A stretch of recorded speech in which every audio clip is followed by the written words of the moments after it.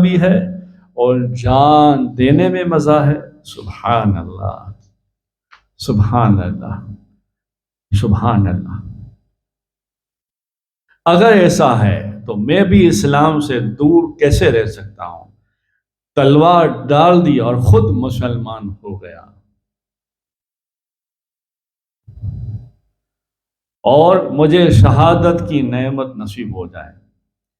حضور اقدس صلی اللہ علیہ وسلم کسی جنگ کی تیاری میں تھے کہ ایک دیہاتی صحابی حاضر خدمت ہوا اور جنگ میں شرکت کی خواہش کی، ظاہر کی کہ یا رسول اللہ صلی اللہ علیہ وسلم مجھے بھی جنگ میں شریک کر دے۔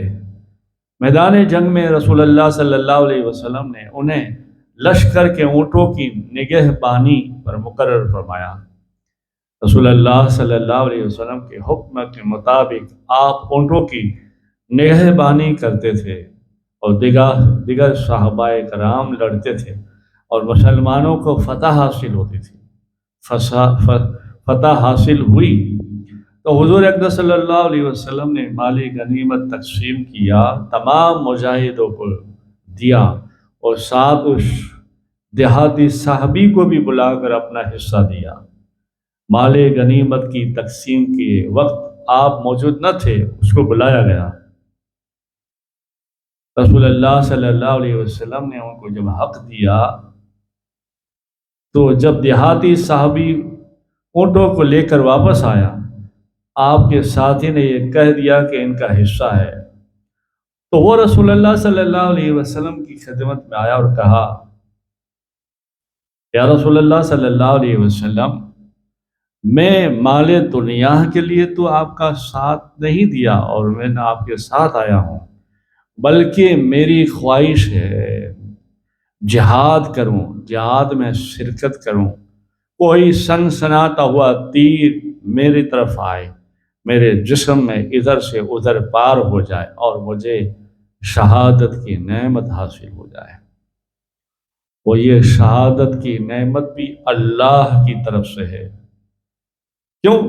حضرت خالد بن ولید کی تمنا تھی کہ انہیں شہادت نصیب ہو، لیکن حضرت سیدنا خالد بن ولید رضی اللہ تعالیٰ عنہ کی خرا سقاف تلوار برکے نعمہ نکلتی دشمنوں کو خست و خاص طرح جلا دیتی۔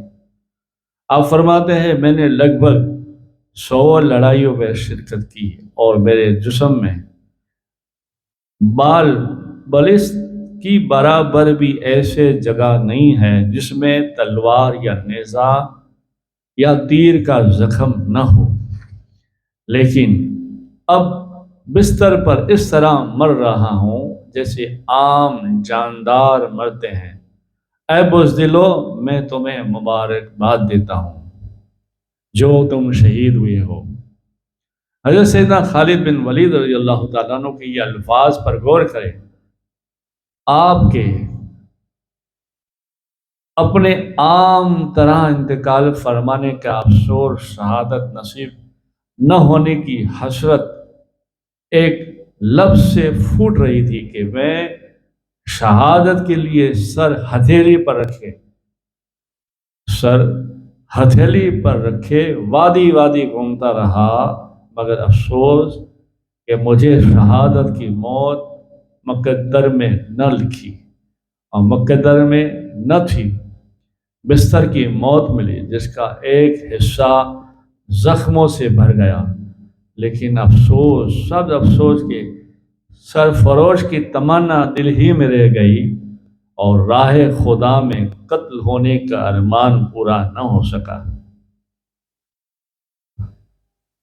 یعنی شہادت بھی اللہ کی طرف سے نعمت ہے جو مل جائے۔ سبحان اللہ۔ حضرت زہر بن کین رضی اللہ تعالیٰ عنہ، حضرت سیدنا امام حسین رضی اللہ تعالیٰ عنہ جب مکہ مکرمہ میں کوفے کی جانب سفر کر رہے تھے تو ایک مقام پر اپنے قافلے کے ساتھ وادی کی ایک جانب حضرت زہر بن کین کے وہاں ٹھہرے۔ اور پھر آگے کا واقعہ خود زہیر بن قین رضی اللہ تعالیٰ عنہ اس طرح بیان کرتے ہیں، ابھی صبح صبح ناشتہ کر ہی رہے تھے کہ امام حسین رضی اللہ تعالیٰ عنہ کا قاصد ہمارے پاس آیا، اور سیدنا امام حسین بن علی رضی اللہ تعالیٰ عنہ آپ کو بلاتے ہیں۔ یہ سن کر لقمہ ہمارے ہاتھ سے گر گیا اور ہم پر سختہ طاری ہو گیا۔ حضرت زہیر بن قین رضی اللہ تعالیٰ عنہ کے بیوی صاحبہ نے کہا، سبحان اللہ، رسول اللہ صلی اللہ علیہ وسلم کی نواز سے بلا رہے ہیں اور آپ جانے میں تکلف کر رہے ہیں، سوچ رہے ہیں ان کی بات سننے میں کیا حرج ہے۔ بی بی صاحبہ کی بات سن کر حضرت زہیر بن قین رضی اللہ تعالیٰ عنہ سیدنا امام حسین رضی اللہ تعالیٰ عنہ کی خدمت میں حاضر ہوئے، اور جب اپنے قافلے میں واپس گئے تو عجیب حال تھا، چہرہ نکھرا ہوا تھا، کیف و سرور کا علم تھا۔ قافلے میں واپس آتے ہی آپ نے حکم دیا کہ میرے تمام ساز و سامان کو سیدنا امام حسین رضی اللہ تعالیٰ عنہ کے ساز و سامان کے ساتھ ملا دو، اور بیوی صاحبہ سے فرما دیا کہ میں تمہیں چھوڑ رہا ہوں، طلاق دے رہا ہوں، تم اپنے میکے چلی جاؤ، میں تمہیں میری وجہ سے کوئی تکلیف دینا نہیں چاہتا۔ اپنے ساتھیوں سے فرمایا، جو ہمارے ساتھ رہنا چاہے رہے، ورنہ ہماری آپ کی یہ آخری ملاقات ہے۔ اے میرے ساتھیوں، میں تمہیں ایک بات سنانا چاہتا ہوں، اور وہ یہ ہے کہ ایک دفعہ ہم نے ایک غزوے میں کافی مال غنیمت حاصل کیا تھا، ہم کو بے حد مسرت حاصل ہوئی تھی، خوشی حاصل ہوئی تھی۔ صحابی رسول حضرت سلمان بحالی رضی اللہ تعالیٰ عنہ بولے، تو زہیر بن قین، آج تم اس مال غنیمت پر خوش ہو؟ کل جب تم خاندان رسالت کے نوجوان کے ساتھ مل کر لڑو گے تو اس سے زیادہ مصروف ہوں گے، یعنی خوش ہوں گے۔ پھر فرمایا، میں ساتھیوں کو اللہ تعالیٰ کے سپرد کرتا ہوں، اور خود امام حسین علیہ السلام کے ساتھ شہید ہونے تک ہر مرحلے میں امام حسین کے ساتھ رہے۔ اور دوسرے صحابی حضرت بری رضی اللہ تعالیٰ عنہ، ایک اور پیاری روایت خاص میدان کربلا کے صفوں کے آمنے سامنے آئے کہ وقت ہی جب دونوں فوجیں ایک دوسرے کے مقابلے میں صف آرا ہو گئی، تو حضرت سیدنا امام حسین رضی اللہ تعالیٰ عنہ کے ایک بڑے قریبی ساتھی حضرت بری رضی اللہ تعالیٰ عنہ اپنے ایک ساتھی حضرت عبد الرحمن رضی اللہ تعالیٰ عنہ سے خوش طبعی کی بات کرنے لگے۔ اس پر عبد الرحمن رضی اللہ تعالیٰ عنہ نے حضرت بری رضی اللہ تعالیٰ عنہ سے فرمایا، اے بری، یہ روح فرشاں وقت مذاق کرنے کا تو وقت نہیں۔ کچھ مذاق کی بات کر رہے تھے تو کہا کہ اس وقت مذاق کرنے کا تو بات نہیں۔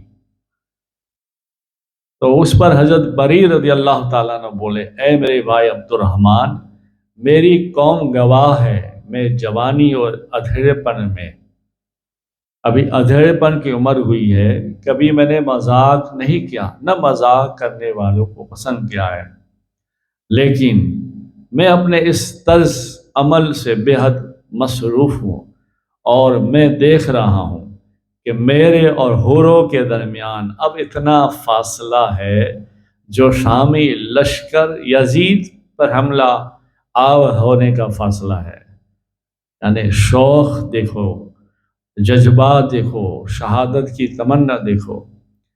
کہہ رہے ہیں کہ سامنے لشکر اور ہمارے لشکر میں بس جو فاصلہ ہے، اس فاصلے کے درمیان میرے سامنے جنت بھی ہے اور حورے بھی ہے۔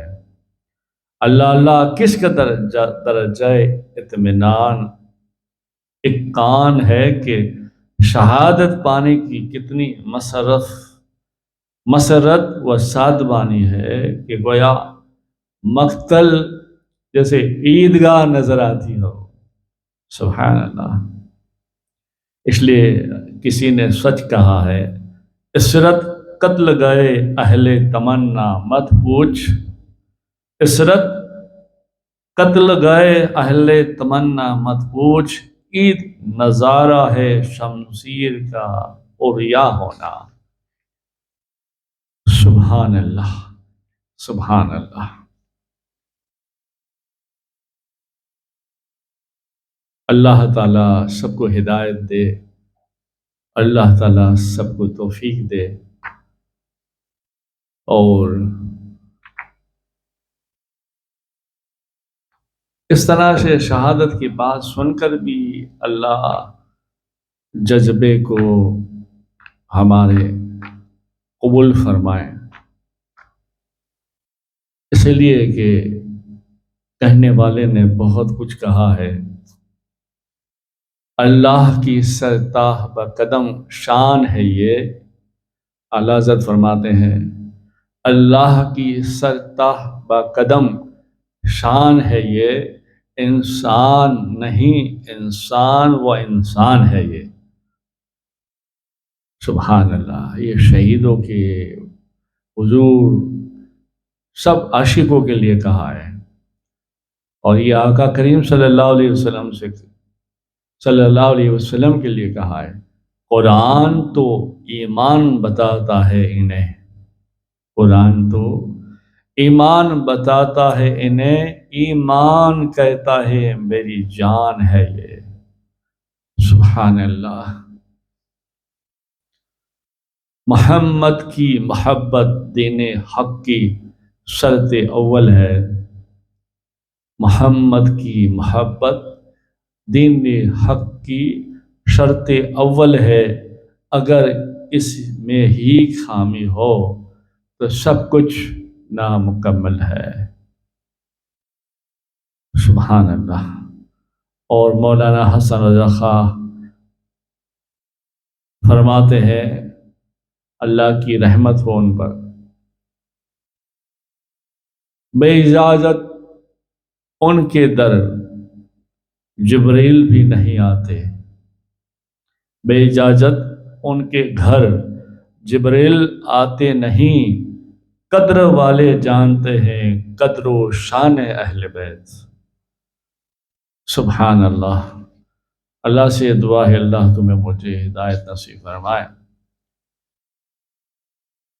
اور ہماری زندگی بھی اللہ کے رسول صلی اللہ علیہ وسلم کی اطاعت میں گزرے۔ انشاءاللہ جلدی سے ہم سنتے ہیں شہدائے کربلا اور ان کے واقعات۔ درود پاک پڑھی، اللہم صلی علی سیدنا محمد نور الانوار و سر الاسرار و سید الابرار صلی اللہ علیہ